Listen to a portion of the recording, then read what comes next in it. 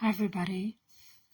This is Sunday, April 27th, 2025, and it's the eve of what would have been my brother Paul Karen's 67th birthday and my mother's 106th birthday.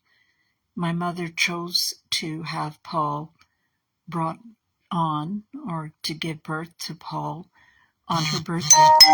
She was given a choice several days, and she chose to have him on her birthday. She didn't know that he had Down syndrome before he was born. And when she died on June 3rd of 2004, her last words were, "I love you, Paul." So we all felt a responsibility to care for Paul, to continue the devoted care that she provided for Paul. So what I did today was I got up and went to Mass, the 10:30 Mass at Our Lady of Fatima Church. And it was the most beautiful Mass. The choir was incredible, but it was also very sad because of the massacre at 41st and Fraser at the Lapu Lapu Festival in Vancouver, which has taken the lives of 11 innocent souls, and 20 plus people have been injured. That was my 41st, and Fraser was my very first neighborhood when I moved to Vancouver in October of 1973. It's a beautiful neighborhood with it has a lot of small businesses, and it's an ethnic neighborhood. It's very cozy and wonderful. And of course, this was a tragedy of, well, it's the worst tragedy in Vancouver history. And on the eve of a pivotal election, an existential election for Canada, I have spent every single day since April, since the election was called, working for my Conservative candidate, Paul Lambert, in the Port Moody Coquitlam riding. I've never worked so hard on anything in my life, except for law school. I was the first single mother to graduate law school in the history of British Columbia. I had two little kids, a 10-year-old and a 6-year-old. Actually, they were younger than that. They were 8 and 4 when I started my first day of law school. So my contribution today was getting out the vote by going to confirmed Conservative voters and just knocking on their door and reminding them to vote tomorrow, that the polls close at 7 p.m. They're only open from 7 a.m. to 7 p.m. tomorrow. And I went out with two shifts, I was what's called a runner. So I have a driver, and they drive me to all these different addresses, and I jump out, run to the door, knock on the door, and speak with the homeowner and remind them that they have to vote tomorrow and that the polls close at 7. A lot of people are confused about the closing time for the polls, but it is absolutely certain that it is from 7 a.m. to 7 p.m. Pacific Standard Time. So I got in 19,206 steps today, in keeping track of my steps. And I just can't believe that I did it. And most of those are going upstairs, downstairs, upstairs, downstairs. And I went up to the highest point in Coquitlam, Heritage Peak, is a beautiful neighborhood with mansions, huge mansions, with the most spectacular view I've ever seen, all the way to the United States and to Vancouver Island. And it was the most beautiful day.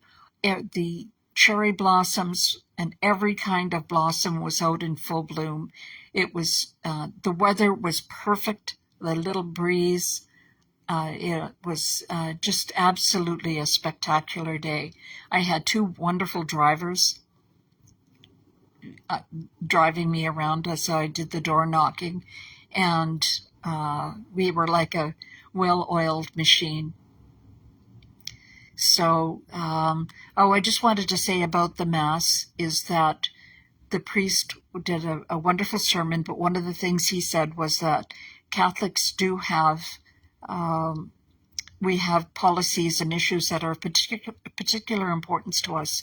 And he said the issue of euthanasia of disabled adults, which is already set in law and ready to begin if this evil NDP liberal or any version of liberal NDP left wing takes over, they will bring in to force the euthanasia, the killing by regular doctors and nurses of incompetent adults. So adults who are mentally incapable, they're incompetent, can be killed in 2026. And that's really been the issue that I have fought so hard to resist. I've worked my whole life from being a psychologist working at Woodlands with incapable adults to my current situation where I am myself a disabled person. And I'm sure I would be, the government of Canada would be more than happy to supply lethal injection to kill me. But it is the incompetent adults who cannot even understand what will be done to them.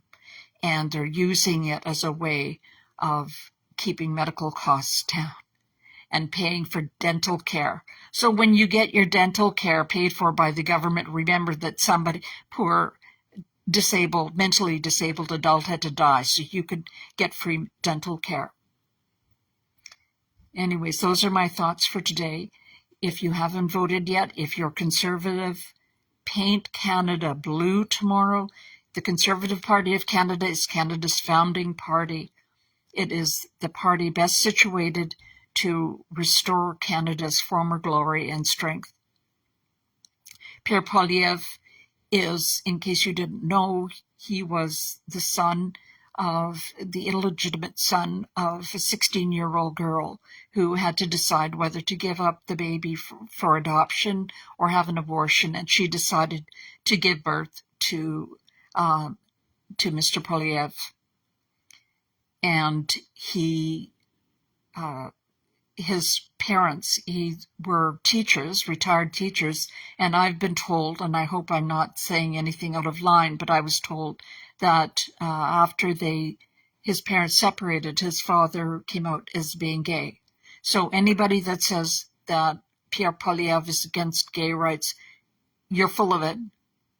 You're spreading disinformation that is prejudicial to the well-being of Canada.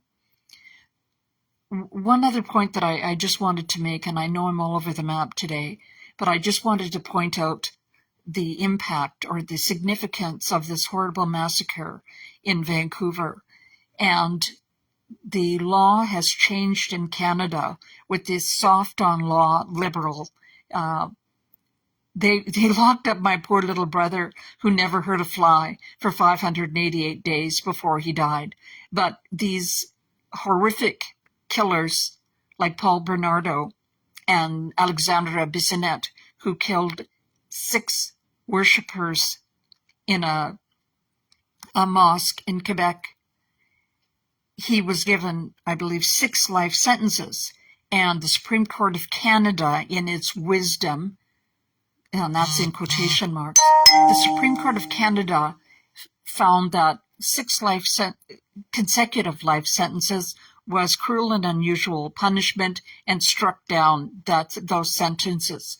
And all of the recent mass murders and serial killings have been found to be unconstitutional. Now, the government could invoke the notwithstanding clause. So the government can always, in its wisdom, invoke the notwithstanding clause and say, okay, maybe it is a breach of charter rights to have 6 life sentences, but it is important that we make it clear that every life has value, and that if you're going to kill 6 people, the impact is going to be greater than if you kill 1 person. So there is a direct connection between the Liberal government soft on crime attitudes and what could happen to the killer in the massacre in Vancouver of 11 people from 5 years old to 65. And that's the soft on crime.